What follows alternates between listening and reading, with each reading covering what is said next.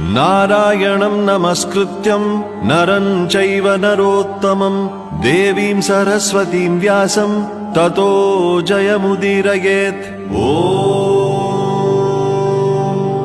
अथ सकल सौभाग्यदायक श्री विष्णु सहस्रनाम स्तोत्रम्।